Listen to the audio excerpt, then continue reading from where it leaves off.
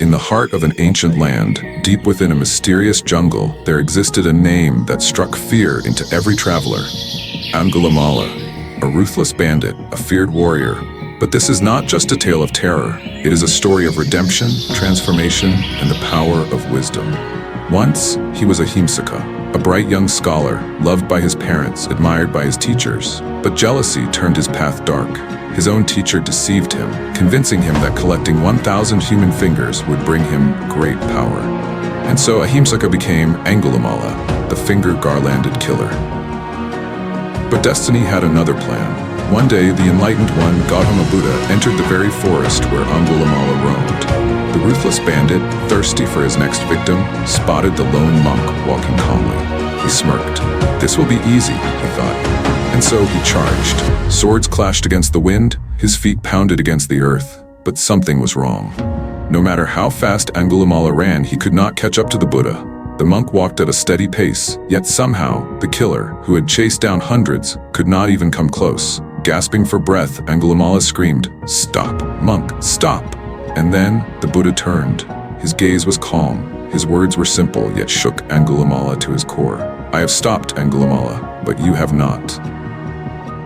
The ruthless bandit stood frozen. "What do you mean?" he shouted. And the Buddha replied, "I have stopped harming living beings, but you, Angulimala, continue to cause suffering.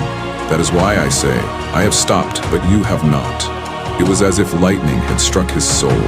The fingers on his garland, the screams of his victims, it all came rushing back. He fell to his knees. His weapon slipped from his hands. His voice trembled. "Great teacher, I see my mistakes. I see the suffering I have caused. Please, guide me." And so, under the golden light of the morning sun, Angulimala, the feared bandit, became a disciple of the Buddha. But the world did not forget. As he walked through villages dressed in the saffron robes of a monk, people threw stones at him. "Murderer," they cried, "you cannot escape your past." Blood trickled down his forehead. Yet, he remained calm. He did not fight back. He did not run. He accepted his karma. One day, he saw a woman struggling in childbirth. The people refused to help her. "This is karma," they said. But Angulimala could not turn away. He ran to the Buddha and asked, "Master, how can I help her?" The Buddha replied, "Speak the truth. Tell her, from the day I renounced violence, I have harmed no living being. By this truth, may you and your child be safe." Angulimala spoke these words, and at that moment, the woman's pain eased. She gave birth safely. The villagers watched in awe. The same man who once took lives had now saved one. From that day, Angulimala walked the path of wisdom. He meditated, he sought truth, and one day, he achieved nirvana, complete enlightenment. The killer was no more.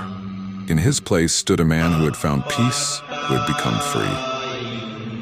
The story of Angulimala teaches us that no matter how lost we may be, no matter what we have done, change is always possible.